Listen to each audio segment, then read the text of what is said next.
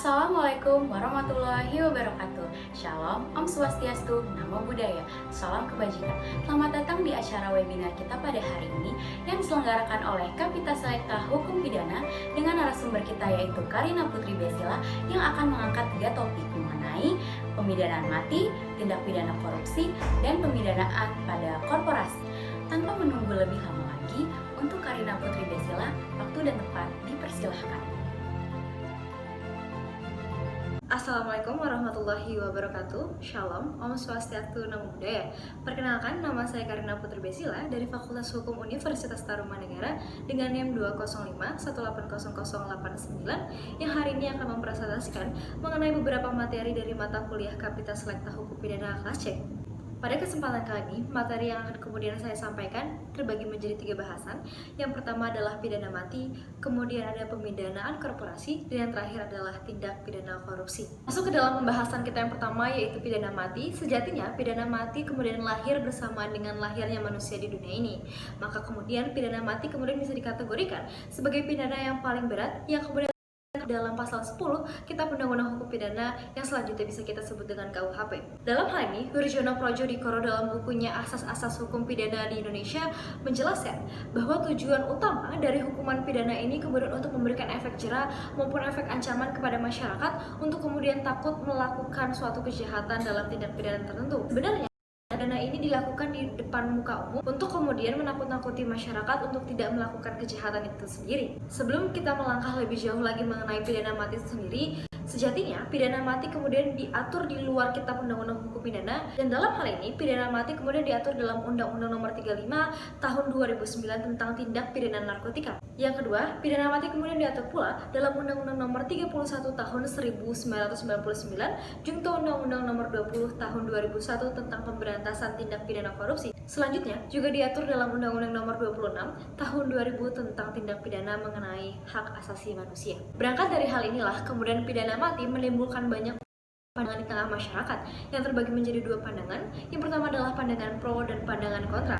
Pandangan pro di sini menjelaskan bahwa tindak pidana mati seharusnya tetap dijalankan untuk kemudian menegakkan prinsip-prinsip keadilan di Indonesia. Nah, namun pandangan tersebut ditepis oleh pihak kontra, di mana pihak kontra di sini menjabarkan bahwa pidana mati sejatinya telah mencederai dari hak asasi manusia dari masyarakat itu sendiri, di mana hal ini kemudian tercantum dalam pasal 28A Undang-Undang Dasar Negara Republik Indonesia yang pasalnya menjelaskan bahwa setiap orang berhak untuk hidup dan mempertahankan hidup dan kehidupannya. Kemudian kita melihat realitas di lapangan, maka sejatinya pidana mati sudah terrealisasikan di dalam Undang-Undang Narkotika, di mana Indonesia di sini terikat dalam perjanjian internasional mengenai narkotika dan psikotropika yang dalam hal ini kita ratifikasi kembali menjadi Undang-Undang Narkotika yang bisa kita sebut juga dengan Undang-Undang Nomor 35 Tahun 2009. Sehingga dalam hal ini, Mahkamah Konstitusi kemudian berpendapat bahwa Indonesia harusnya menjaga negara ini dari ancaman-ancaman peredaran dari jaringan narkotika di dunia internasional dengan cara memberlakukan pidana yang tegas dan maksimal, yang dalam hal ini bisa kita sebut juga dengan pidana mati. Pun dalam hal ini, Mahkamah Konstitusi berpendapat bahwa Indonesia tidak melanggar perjanjian internasional apapun, sekalipun itu konvensi internasional hak sipil dan politik, atau bisa kita sebut juga dengan ICCPR. Mahkamah Konstitusi di sini menegaskan bahwa kita juga tidak melanggar pasal 6 ayat 2 ICCPR karena kita merupakan negara-negara peserta yang masih diperbolehkan untuk diberlakukannya pidana mati untuk tindak pidana yang sangat serius. Nah, jika kita sudah membahas mengenai Mahkamah Konstitusi, kemudian muncul argumen-argumen populer yang kemudian timbul di tengah-tengah masyarakat untuk mendukung adanya pidana mati ini di Indonesia. Beberapanya ialah bahwa pidana mati dirasa untuk kemudian lebih efektif dibandingkan hukuman-hukuman pidana yang lain. Kemudian, pidana mati juga dirasa memiliki biaya yang lebih ringan daripada penjatuhan hukuman pidana yang lain. Kemudian, pidana mati juga di sini bisa kemudian mencegah pengeroyokan dari orang-orang yang tidak bertanggung jawab yang memiliki dendam terhadap pelaku tindak pidana yang bersangkutan. Dan yang terakhir, beberapa ahli di sini berpendapat bahwa pidana mati juga dirasa sebagai pidana yang paling pasti karena pembunuh yang biasanya dijatuhi hukuman seumur hidup biasanya tiba-tiba di tengah jalan diberhentikan hukumannya. Setelah kita selesai membahas mengenai pidana mati, kita akan masuk ke dalam pembahasan kita yang kedua, yaitu ialah pemidanaan korporasi. Bahwa pada dasarnya banyak sekali tindak pidana di luar sana yang kadang-kadang melibatkan korporasi. Dengan kata lain, korporasi di sini menjadi sumber masalah atau akar masalah dari suatu perbuatan tindak pidana. Kemudian hal ini muncul pertanyaan-pertanyaan dari masyarakat tentunya. Salah satunya adalah bagaimana kemudian cara yang tepat untuk menjatuhkan pidana terhadap korporasi. Bahwa sejatinya korporasi sebagai subjek hukum pidana telah diatur sejak tahun 1951 di dalam Undang-Undang Penimbunan Barang dan undang-undang lainnya. Namun, dalam hal ini korporasi tidak pernah diatur sebagai subjek pidana di dalam Kitab Undang-Undang Hukum Pidana. Yang kita semua tahu bahwa Kitab Undang-Undang Hukum Pidana hanya menjabarkan bahwa subjek hukum pidana ialah manusia. Kejahatan korporasi di sini dapat kemudian kita kaitkan kembali dengan apa tujuan korporasi itu sendiri berdiri, di mana korporasi biasanya dijalankan manusia yang memiliki tujuan untuk memperkaya diri sendiri dan mendapat keuntungan. Maka dari itu, kemudian pemidanaan korporasi dapat dibagi menjadi dua pokok bagian besar. Menyadari bahwa korporasi untuk penjatuhan pidananya nyatanya lebih beragam, maka Sultan Remi di sini menjelaskan beberapa aspek dari pemidanaan korporasi itu sendiri. Yang pertama, bisa melalui pencabutan izin korporasi, kemudian memberikan denda, kemudian pembekuan korporasi selama beberapa waktu, kemudian negara juga bisa melakukan perampasan aset korporasi, atau bahkan korporasi bisa kemudian dialihkan dari kepemilikannya dari korporasi, kemudian diberikan kepada negara yang nantinya akan dikelola oleh BUMN. Terkadang korporasi di sini juga dihukum melalui penjualan aset korporasi yang dijual ke publik melalui bursa efek. Mengingat bahwa kejahatan korporasi di sinilah sangatlah kompleks, maka dengan itu Stephen Box membagi kejahatan korporasi menjadi 3 bagian. Yang pertama ada crimes for corporation, yang kedua crimes against corporation, dan yang ketiga adalah criminal corporation. Kita akan membahas satu persatu. Saya akan membahas terlebih dahulu mengenai crimes for corporation, di mana crimes for corporation di sini ialah korporasi melakukan tindak pidana kejahatan di sini untuk memperkaya korporasi tersebut, yang di dalamnya biasanya diisikan oleh perwakilan-perwakilan dari korporasi yang bersangkutan. Kemudian ada pembahasan mengenai crimes against corporation, di mana dalam hal ini korporasi menjadi korban kejahatan yang sebenarnya dilakukan oleh oknum-oknum yang tidak bertanggung jawab di balik korporasi tersebut. Dan yang terakhir ada criminal corporation, di mana biasanya korporasi di sini melakukan kejahatan-kejahatan yang ilegal dan tidak memiliki dasar apapun. Pun dalam hal ini kemudian kita bisa melihat bahwa apa kemudian tujuan dari pemidanaan korporasi itu sendiri. Muladi dan Dwi Priyatno dalam bukunya Pertanggungjawaban Korporasi dalam Hukum Pidana menjelaskan bahwa tujuan korporasi kemudian dipidana ialah untuk memberikan denda atau rasa takut kepada korporasi-korporasi lain untuk tidak melakukan kejahatan apapun.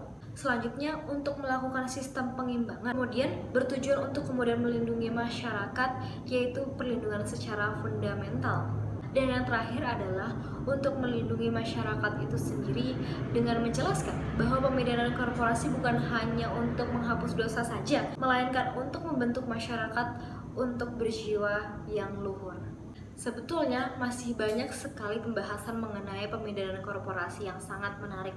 Namun kita harus berpindah kepada pembahasan kita yang ketiga, yaitu tindak pidana korupsi.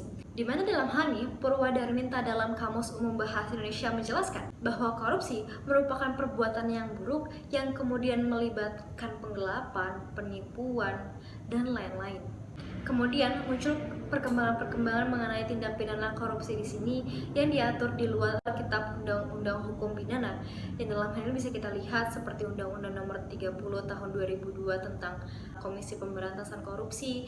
Selanjutnya ada Undang-Undang Nomor 31 Tahun 1999 junto Undang-Undang Nomor 20 Tahun 2001 tentang Pemberantasan Tindak Pidana Korupsi dan lain-lain. Maka dari penjelasan-penjelasan itulah muncul karakteristik-karakteristik tentang tindak korupsi yang dibagi menjadi beberapa macam. Yang pertama, biasanya korupsi di sini susah untuk kemudian diungkap karena aktivitas yang selalu normal dan aktivitas dari pelaku tindak pidana korupsi di sini yang tergolong rutin. Kemudian, biasanya karakteristik tindak pidana korupsi di sini sulit untuk kemudian diungkap juga karena kejahatan tindak pidana korupsi di sini merupakan kejahatan yang sangat kompleks. Dalam hal ini, kejahatan ini melibatkan penipuan, pembohongan, dan lain-lain. Tindak pidana korupsi di sini memakan korban yang sangat luas, bisa dari masyarakat, kemudian bisa dari negara, yang dalam hal ini negara memiliki kerugian secara ekonomi. Kemudian hambatan-hambatan yang kemudian muncul dalam tindak pidana korupsi ialah sulitnya tindak pidana korupsi diselesaikan, karena dalam hal ini tindak pidana korupsi melibatkan banyak sekali orang-orang yang memiliki jabatan tinggi yang bisa kita sebut juga dengan white collar crime. Karakteristik dari tindak pidana korupsi di sini ialah sulitnya aparat penegak hukum untuk melakukan pendekatan dan kurangnya profesionalitas dari aparat penegak hukum untuk kemudian menguak tabir dari tindak pidana korupsi itu sendiri. Maka janggal jika kita hari ini tidak membahas mengenai apa saja yang kemudian timbul dari masyarakat mengenai pandangan-pandangan tentang tindak pidana korupsi ini sendiri. Ada beberapa pasal yang kemudian dirasa rancu untuk dibahas. Yang pertama ialah salah satunya ada pasal 3 Undang-Undang Tindak Pidana Korupsi yang dalam pasalnya menjelaskan bahwa adanya keterlibatan kewenangan atau jabatan yang dilakukan oleh pejabat-pejabat ketika ia melakukan tindak pidana korupsi yang ujung-ujungnya hanya dipenjara minimal 1 tahun penjara dan kemudian paling lama 20 tahun penjara dan selanjutnya dikenai denda hanya paling sedikit 50 juta rupiah dan paling banyak sebesar 1 miliar rupiah. Jika kemudian hal ini kita kaji bersama, kita bisa kemudian melihat dalam pasal 2 ayat 1 Undang-Undang Tipikor yang dimana pasal ini tidak sama sekali melibatkan kewenangan, namun hukumannya nyatanya jauh lebih tinggi dan jauh lebih berat dibandingkan pasal 3. Pasal 2 ayat 1 dikatakan dengan jelas bahwa penjara paling sedikit ialah 4 tahun penjara dan maksimal 20 tahun penjara serta denda yang dikeluarkan oleh pelaku tindak pidana korupsi paling sedikit ialah 200 juta rupiah dan paling banyak 1 miliar rupiah. Hal ini kemudian muncul perdebatan-perdebatan di tengah-tengah masyarakat yang merasa bahwa antara pasal 3 dan pasal 2 ayat 1 di sini terlihat sangat berbeda. Sekian pemaparan materi dari saya, semoga bermanfaat. Mohon maaf jika ada kekurangan. Wassalamualaikum warahmatullahi wabarakatuh. Shalom, Om Santi Santi Om, Namo Buddhaya. Telah sampailah kita pada penghujung acara kita. Mohon maaf bila ada kekurangan. Saya pamit undur diri. Sampai bertemu di seminar selanjutnya. Wassalamualaikum warahmatullahi wabarakatuh. Shalom, Om Santi Santi Om, Namo Buddhaya.